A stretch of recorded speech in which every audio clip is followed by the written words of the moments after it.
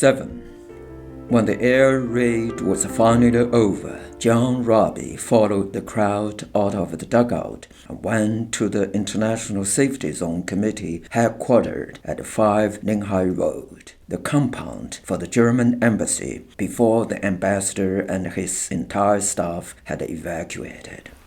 Colonel Long from General Tang's Central Command came to ask Rabe and his committee to make a last attempt at establishing a 3-day armistice so that the defending forces would be given time to depart before handing the city over to the Japanese.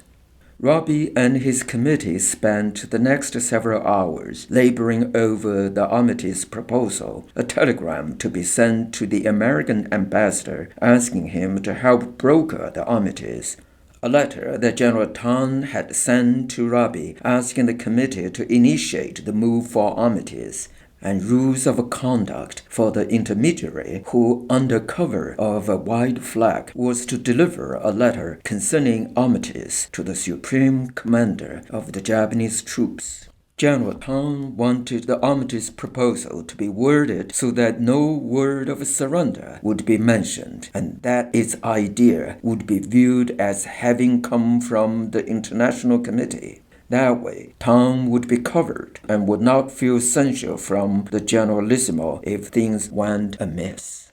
Want to hide behind the International Committee? What a coward! But Rabe reminded himself, as long as he could save lives, nothing else mattered. At around 6 o'clock in the evening, Colonel Long came back and declared that the committee's effort had been in vain. It was too late for an armistice now. The Japanese were already at the gates. With a heavy heart, Rabe headed home. A few minutes later, he saw artillery fire erupting on the Purple Mountain again. The whole mountain and the entire northeastern sky was in flames. He stood there and watched, dazed. About 3 months ago, Rabe had taken a visiting friend of his to see Sun Yat-sen's mausoleum at the Purple Mountain. The gates were surrounded by bamboo scaffolding draped with dark cloths. The old main mausoleum was off limits too. The presidential palace, which no one had actually lived in, was painted black from top to bottom. It looked like a huge, bloated coffin. Would these hallowed grounds fall into charred ruins today? Rabe shook his head. It would be cruel to even picture that in his mind. He remembered the old saying, when the Purple Mountain burns, Nanking is lost. That same day in mid-September, while strolling atop the walls near the China Gate with a visiting friend, Rabe had spotted a bright red cap lying amid a clutter of wilted grass. Curious, he picked it up. A swarm of black flies exploded upward. Rabe stared in stark horror at something fleshy on the ground. It was a half-decomposed head of a child covered with fat white maggots. He let the head fall, just as someone else must have done. Now, as he continued on his way home, Rabe saw large numbers of civilians fleeing through the streets of the safety zone, followed by a stream of retreating soldiers who were still wearing straw sandals and thin on summer uniforms, their faces contorted by smoke, dust, and spasms of panic. "What's going on?" Rabe stopped the soldier and asked. The Japs are right behind us," replied the soldier breathlessly. He had nothing but a small bundle of bedding and a dented canteen on his back. When he reached his home on Han Gate Road, Rabe had bought his valise with the most necessary toiletries and the medical bag with his insulin, bandages, and other first aid supplies taken out to the dugout.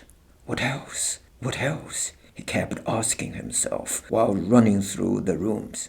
Next to his old Underwood typewriter in his office was his swastika armband. Almost anyone else on the International Committee, Louis Smith and M.S. Bates of the University of Nanking, Reverend John McGee of the American Church Mission, and George Fish of the YMCA could be an excellent leader during these tough times. But he, John Rabe, had been chosen. his status as the deputy leader of the Nazi branch in Nanking could prove useful, they had said. For his part, Rabe didn't feel the need to be apologetic about his Nazi connection. After all, the Nationalsozialistische Deutsche Arbeiterpartei was all about the working man and the poor, wasn't it? He grabbed the armband and stuffed it in his overcoat. On the dresser in his bedroom, Rabe saw a picture of Ursula, his 5-year-old granddaughter. What a pair of eyes! And her hair! He hadn't seen her for how long now? He picked up the picture, gazed at it tenderly, then removed it from the frame and put it in a pocket close to his heart.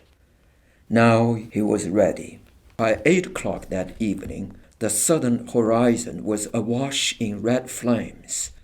Rabe opened the front gate of his garden to let in the people huddling outside. Since there was no room in the dugouts, he directed people to various sheds and to the corners of the house. Most had brought their beddings and lay down in the open. 2 families spread their beddings under a large German flag. Rabe ran through the garden like a watchdog, moving from group to group, scolding here and calming there. In the end, with Han's assistance, he found shelter for everyone inside his garden. Back in his house, Rabe put on his steel helmet and pressed the helmet down on Han's head too. They looked at each other and laughed uneasily. 2 more fleeing soldiers from the southern gates. At 9, Colonel Long came again and told Rabe in confidence that General Tang had ordered the Chinese retreat for between 9 and 10 that evening. As for Tang himself, the general had already broken away from his troops at 8 o'clock and boarded a boat at the lower pass dock for Puko on the other side of the Yangtze. So Tang was gone too. He would not be staying to live or die with Nanking, as he had once vowed. Mayor Ma, with whom Rabe and the International Committee had been working closely in establishing the safety zone, had left yesterday. Nobody was in charge now. No one was left behind to care for the wounded. He pleaded with Rabe to help and handed him 30,000 Chinese dollars. The money would be used to help those remaining in Nanking. "I'll do my best," Rabe said, shaking the colonel's hand. His heart ached at the thought of the mute, unspeakable agonies of the wounded, unattended, without any medical help. When finally it seemed that there wasn't anything else he could do for the day, Rabe sat down at his old typewriter to write another entry in his wartime diary. He must look rather odd, he thought. A steel helmet, thick-framed glasses, bushy mustache, binoculars dangling from the neck. Marshal John Rabe? No, John Rabe, self-appointed mayor of Nanking. That wouldn't sound too bad. He grinned, typing away. Around midnight, he finally lay down on his bed. He had been wearing the same clothes for 2 days. Every joint in his body ached. Good Lord, he mumbled to himself. His guests were settling for the night as well. Around 30 of them asleep in his office, 3 in the coal bin, 8 women and children in the servants' lavatory, and the rest of them in the dugouts or out in the open, in the garden or on the cobblestones, everywhere. Mayor John Rabe, what do you need to take care of the thousands of refugees in the safety zone? He was nodding off fast. What about finances, policing, housing, sanitation, health, food? He had wanted bread and cheese for supper, but had none of that. If the ham and the fried eggs taste like fish again tomorrow, it would be the last. He sank into deep sleep before finishing the thought.